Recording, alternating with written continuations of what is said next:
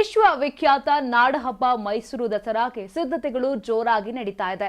ಮೊದಲ ಹಂತದಲ್ಲಿ ಕಾಡಿನಿಂದ ನಾಡಿಗೆ ಬರುವ 14 ಆನೆಗಳ ಪೈಕಿ 9 ಆನೆಗಳ ಆಯ್ಕೆ ಪ್ರಕ್ರಿಯೆ ಮುಗಿದಿದೆ. ಯಾವ್ಯಾವ ಆನೆಗಳು ಈ ಬಾರಿ ದಸರಾಗೆ ಆಯ್ಕೆಯಾಗಿವೆ, ಈ ಬಾರಿ ಯಾರು ಚಿನ್ನದ ಅಂಬಾರಿ ಹೊರುವ ಗೌರವಕ್ಕೆ ಪಾತ್ರರಾಗಿದ್ದಾರೆ ಎಂಬ ಕಂಪ್ಲೀಟ್ ಮಾಹಿತಿ ಇಲ್ಲಿದೆ. ದಸರಾ ಎಂದರೆ ಜಂಬೂ ಸವಾರಿ. ಆ ಮೆರವಣಿಗೆಯ ಆಕರ್ಷಣೆಯ ಹೃದಯವೇ ಗಜಪಡೆ ಅಂದರೆ ಶೃಂಗಾರಗೊಂಡ ಅಂದದ ಚಂದದ ಆನೆಗಳು. ಪ್ರತಿ ವರ್ಷದಂತೆ ಈ ವರ್ಷವೂ ಚಿನ್ನದ ಅಂಬಾರಿ ಹೊರುವ ಅದ್ದೂರಿ ಜಂಬೂ ಸವಾರಿಗಾಗಿ ಮೊದಲ ಹಂತದ 9 ಆನೆಗಳನ್ನು ಆಯ್ಕೆ ಮಾಡಲಾಗಿದೆ.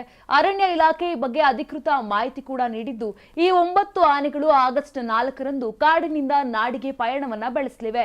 ಈ ವರ್ಷದ ದಸರಾ ಜಂಬೂ ಸವಾರಿಯಲ್ಲಿ ಅಂಬಾರಿ ಹೊರುವ ಭಾಗ್ಯ ಸಿಕ್ಕಿದ್ದು ಅಭಿಮನ್ಯುಗೆ. 59 ವರ್ಷದ ಅಭಿಮನ್ಯು ನಾಗರಹೊಳೆ ಅರಣ್ಯದ ಮತ್ತಿಗೋಡು ಶಿಬಿರದಿಂದ ಬಂದಿದ್ದಾನೆ.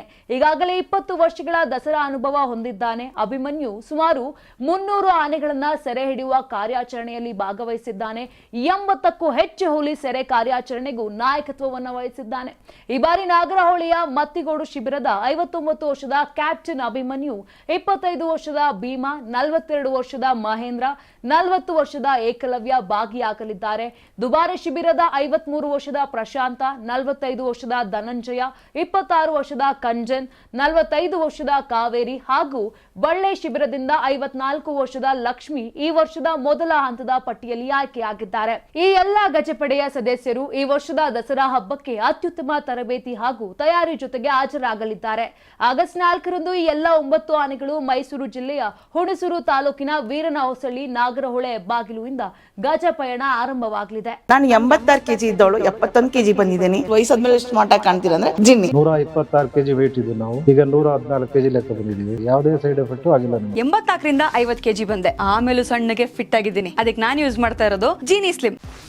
84ರಿಂದ 50 ಕೆಜಿ ಬಂದೆ. ಆಮೇಲೆ ಸಣ್ಣಗೆ ಫಿಟ್ ಆಗಿದ್ದೀನಿ. ಅದಕ್ಕೆ ನಾನು ಯೂಸ್ ಮಾಡ್ತಾ ಇರೋದು ಜೀನಿ ಸ್ಲಿಮ್. ಸಣ್ಣ ಆಗಕ್ಕೆ ಜೀನಿ ಸ್ಲಿಮ್ ಯೂಸ್ ಮಾಡದೆ ಹೆಲ್ದಿನೂ ಅದೇ. ನೀವು ಸಣ್ಣ ಆಗ್ಬೇಕಾ, ಹೆಲ್ದಿ ಆಗ್ಬೇಕಾ? ಹಾಗಿದ್ರೆ ಜೀನಿ ಸ್ಲಿಮ್ ಯೂಸ್ ಮಾಡಿ.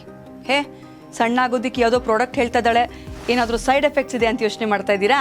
ಖಂಡಿತ ಇಲ್ಲ. ಯಾಕಂದ್ರೆ ಇದು ಕೆಮಿಕಲ್ ಫ್ರೀ. ಸಣ್ಣ ಆಗಬೇಕು ಅಂದರೆ ಜೀನಿ ಸ್ಲಿಮ್ ಯೂಸ್ ಮಾಡಿ. ಹೆಚ್ಚಿನ ಮಾಹಿತಿಗೆ ಕೆಳಗೆ ಡಿಸ್ಪ್ಲೇ ಆಗ್ತಿರೋ ನಂಬರ್ಗೆ ಕಾಲ್ ಮಾಡಿ.